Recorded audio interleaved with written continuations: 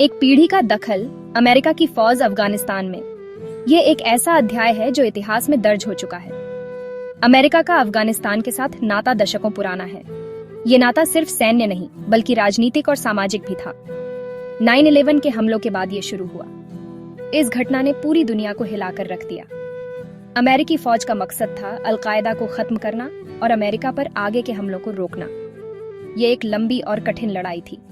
20 साल तक अमेरिकी फौज अफगानिस्तान में रही। इस दौरान उन्होंने कई मिशन पूरे किए और कई चुनौतियों का सामना किया। उन्होंने आतंकवाद के खिलाफ लड़ाई लड़ी और कई बार अपनी जान की बाजी लगाई। अफगान नेशनल आर्मी को ट्रेनिंग दी ताकि वे खुद अपने देश की सुरक्षा कर सकें और लोगों की मदद की। उन्होंने स्कूल, अस्पताल और अन्य बुनियादी ढांचे का निर्माण किया। इतने लंबे दखल से अमेरिका अफगानिस्तान के साथ जुड़ गया। यह जुड़ाव सिर्फ सैन्य नहीं बल्कि मानवीय भी था। लेकिन कुछ लोगों ने इस दखल पर सवाल भी उठाए। उन्होंने इसे एक अनावश्यक हस्तक्षेप माना। कुछ का कहना था कि इससे अस्थिरता और नाराजगी बढ़ी। उन्होंने इसे एक असफल प्रयास माना। कुछ ने देश के पुराने झगड़ों को देखते हुए वहां नया बनाने की कोशिशों पर सवाल उठाए। उन्होंने इसे एक असंभव मिशन कहा। फिर भी अमेरिका 20 साल तक अफगानिस्तान में अपने मिशन पर डटा रहा। उन्होंने हर चुनौती का सामना किया। ये सब 2020 में बदल गया। एक नया अध्याय शुरू हुआ। ट्रंप सरकार ने तालिबान से बातचीत शुरू की, जिससे वापसी का समझौता हुआ। यह एक महत्वपूर्ण मोड़ था। इस फैसले ने अमेरिका और अफगानिस्तान के रिश्ते को बदल दिया। यह एक नई दिशा की ओर इशारा था। इसने तालिबान की वापसी और उसके बाद के बुरे हालात का रास्ता खोल दिया। अफगानिस्तान एक बार फिर अनिश्चितता के दौर में प्रवेश कर गया। रेगिस्तान में सौदा, ट्रंप सरकार और अमेरिका की वापसी। यह एक ऐसा निर्णय था जिसने वैश्विक राजनीति को हिलाकर रख दिया। 2020 में ट्रंप सरकार ने तालिबान के साथ एक समझौता किया। इस समझौते का उद्देश्य था अफगानिस्तान में शांति स्थापित करना और अमेरिकी सैनिकों की वापसी सुनिश्चित करना। इसका मकसद था अमेरिका का सबसे लंबा युद्ध खत्म करना। यह युद्ध लगभग 2 दशकों से चल रहा था और इसमें हजारों जानें गईं। इस सौदे के तहत अमेरिका ने अफगानिस्तान से अपनी सारी फौज वापस बुलाने का वादा किया। यह एक महत्वपूर्ण कदम था जो अमेरिकी जनता के बीच लोकप्रिय था। बदले में तालिबान ने वादा किया कि वो आतंकवादी समूहों को अफगान जमीन से अमेरिका या उसके दोस्तों पर हमला करने से रोकेगा। यह एक बड़ा वादा था, लेकिन इसकी विश्वसनीयता पर सवाल उठे। ये समझौता शुरू से ही विवादों में रहा। कई लोगों ने इसे एक अस्थिर और जोखिम भरा कदम माना। आलोचकों ने कहा कि इससे तालिबान को मान्यता मिल गई और मानवाधिकार और लोकतंत्र की मेहनत से मिली कामयाबी खतरे में पड़ गई।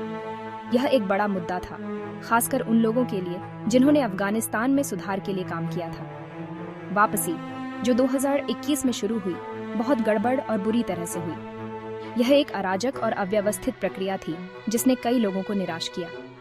भागते हुए अमेरिकी विमानों से चिपके बेताब अफगानियों की तस्वीरों ने दुनिया को हिला दिया। ये दृश्य बहुत ही दर्दनाक और हृदय विदारक थे।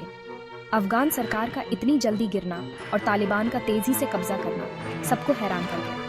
यह एक अप्रत्याशित और चौंकाने वाली घटना थी। इससे अमेरिका के साथ काम करने वाले अफगानी सहयोगी अकेले और असुरक्षित महसूस करने लगे। वे अब अपने भविष्य को लेकर चिंतित और भयभीत थे। काबुल का गिरना, तालिबान की वापसी। अगस्त 2021 में तालिबान की सत्ता में वापसी बहुत तेज और चौंकाने वाली थी। जैसे ही अमेरिकी फौजें वापस गईं, अफगान सरकार और फौज, जिस पर अमेरिका ने सालों और अरबों डॉलर खर्च किए थे, बिखर गई। तालिबान को देश भर में आगे बढ़ने में कोई खास मुश्किल नहीं हुई। वो राजधानी काबुल में बिना किसी रोक टोक के घुस गए। काबुल का गिरना अफगानिस्तान में अमेरिका समर्थित सरकार के 20 साल के दौर का अंत था। इससे अनिश्चितता और डर का एक नया दौर शुरू हुआ।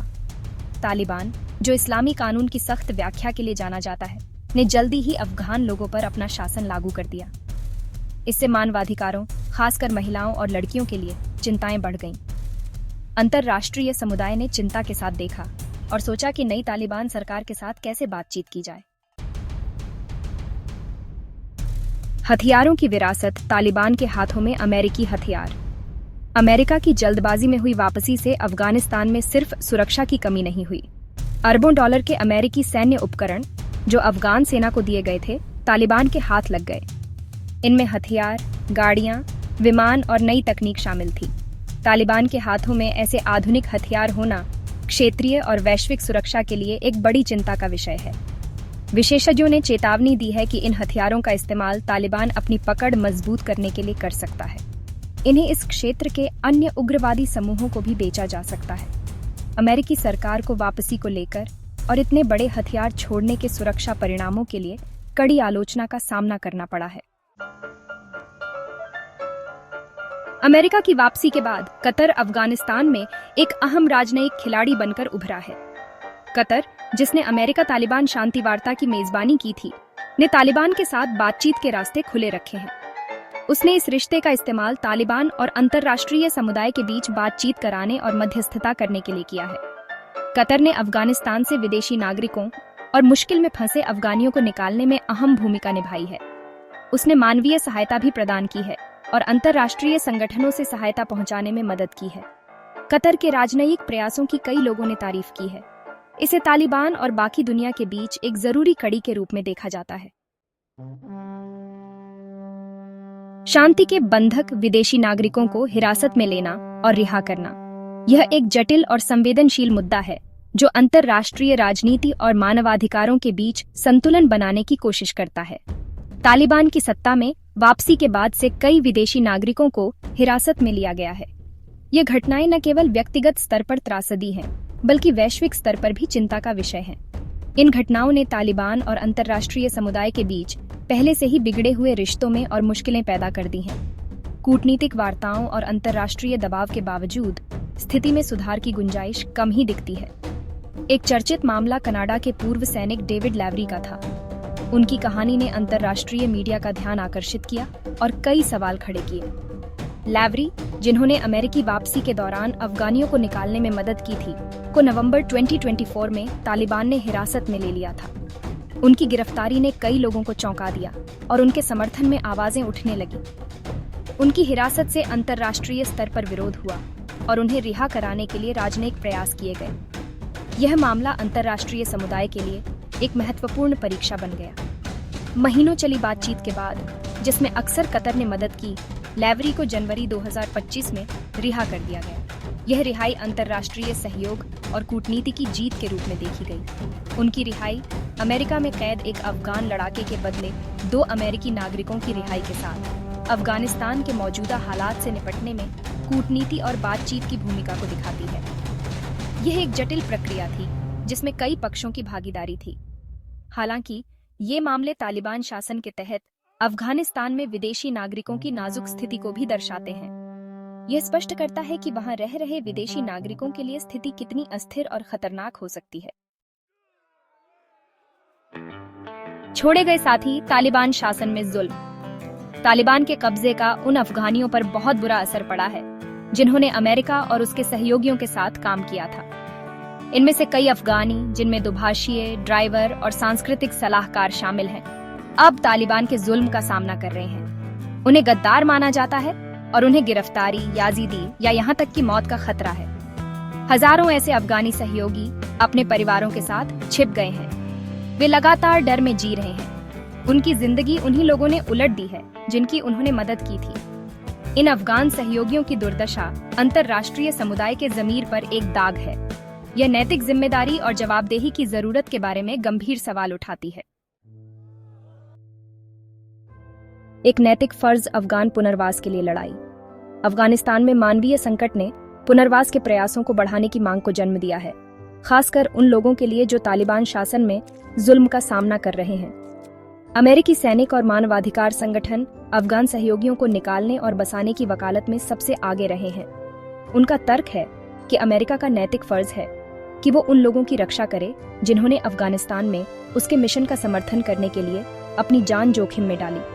हालांकि अमेरिका ने बड़ी संख्या में अफगान शरणार्थियों को बसाया है, लेकिन कई और फंसे हुए हैं। वे वीजा का इंतजार कर रहे हैं और सरकारी दिक्कतों का सामना कर रहे हैं जो उन्हें सुरक्षित जगहों पर पहुंचने से रोक रही हैं।